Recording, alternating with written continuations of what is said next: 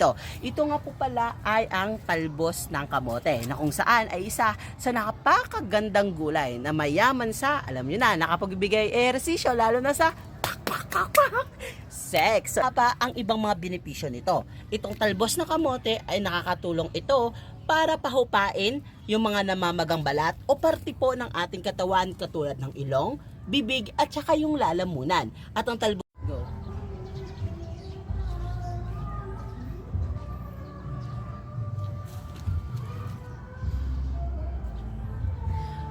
Magandang hapon po sa inyong lahat. Sa mga hindi po nakakilala, ako nga po pala si Alexis Malinaw Hinabata at 26 years old from Negros Occidental, Bacolod City, Moises Padilla, Barangay Inulingan. So sana naintindihan nyo yung aking address. So nandito tayo ngayon sa rooftop ng bahay ni na Mark kasi nga ipapakita ko sa inyo yung isa sa pinakamayaman at masustansyang gulay dito. Ito nga po pala ay ang talbos ng kamote na kung saan ay isa sa napakagandang gulay na mayaman sa, alam nyo na, nakapagbigay ehersisyo lalo na sa sex. So ito, samahan nyo na ako. Mangunguha tayo dito ng talbos ng kamote kasi nga ito ay ating kakainin. At ilalaga, isawsaw siya sa bagong. Sabihan mo na ako, Mike.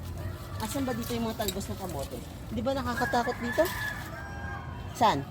Follow the leader. Hala, nakakatakot.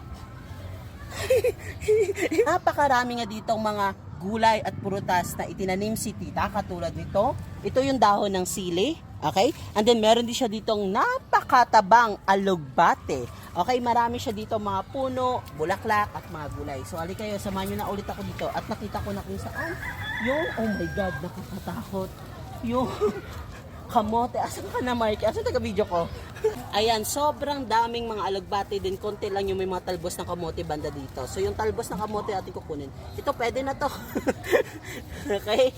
And then, ang kagandahan dito sa talbos ng kamote ay mayaman po siya sa mga vitamins katulad ng vitamins A, iron, at saka yung calcium. And then, meron din siyang, ito lang yung gulay na kung saan ay mayaman siya sa may iodine.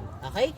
And then, ang kagandahan dito ay tumutulong ito para mapigilan ang pagdami ng mga fungi at saka bakterya po sa ating katawan. Kaya maganda itong kainin, itong mga talbos na kamote. And then, masarap siyang isasawsaw sa bagoong. So maghanap pa po tayo dito. Hala, wala na talaga. Ay, ito pa meron. Ayan, masarap itong kainin. Okay. Ayan, maghanap pa tayo dito mga talbos ng kamote kasi nga mayaman ito sa tsoktsakan. Okay, sama ba? Hala siya. Puro alugbati na naman nandito. Dito.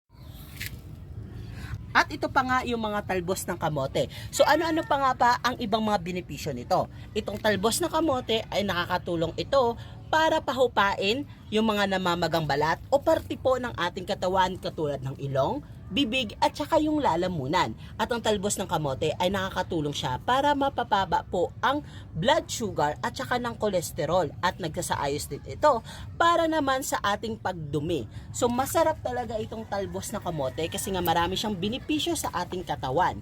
Okay? Itong talbos na kamote talaga ay isa sa maraming pagkain na nakukuha natin lalo na kapag nasa probinsya lang. Madali siyang itanim and then madali din siyang lutuin. Itong talbos na kamote ay mayaman sa maraming bitamina. Gaya nga ng kakasabi ko lang kanina, ito ay mayaman sa vitamin A, calcium, at ito lang yung gulay na kung saan ay maraming iodine.